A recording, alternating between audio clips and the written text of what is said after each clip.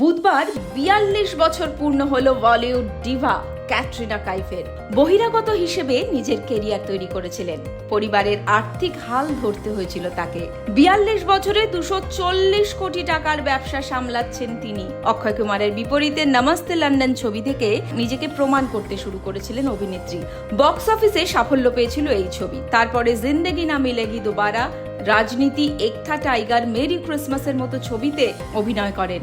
অভিনয়ের পাশাপাশি উদ্যোগপতি হিসেবেও নিজের পাকাপাকি জায়গা তৈরি করেছেন তিনি। কয়েক বছরের মধ্যেই ক্যাটরিনার প্রসাধনীর ব্যবসাও সফল ও নিজস্ব পরিচিতি তৈরি করেছে। নিজের ব্র্যান্ড তৈরির আগে ২০১৮ সালে একটি রিটেল সংস্থায় ২,৪,০০,০০০ টাকার বিনিয়োগ করেছিলেন। ২০২১ সালে এই অর্থের পরিমাণ বেড়ে হয় ২২ কোটি টাকা। এই মুহূর্তে ক্যাটরিনার ব্র্যান্ডের মূল্য ২৪০ কোটি টাকা। এই দীর্ঘ সফরে ক্যাটরিনার সম্পত্তির পরিমাণও নজর কাড়ার মতো। বিদেশে ও দেশে বেশ কিছু জমি ও বাড়ি রয়েছে তার।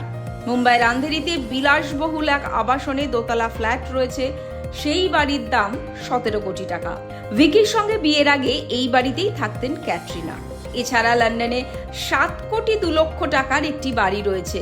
বর্তমানে জুহুতে একটি আবাসনে ভিকির সঙ্গে থাকেন ক্যাটরিনা। অভিনেত্রীর গাড়ির সম্ভারে রয়েছে ২,৩৭,০০,০০০ টাকার একটি গাড়ি। বর্তমানে ক্যাটরিনা মোট ২৬৩ কোটি টাকার মালিক। তার মধ্যে ছবির পারিশ্রমিক থেকে শুরু করে ব্র্যান্ড এন্ডোর্সমেন্টের টাকাও রয়েছে।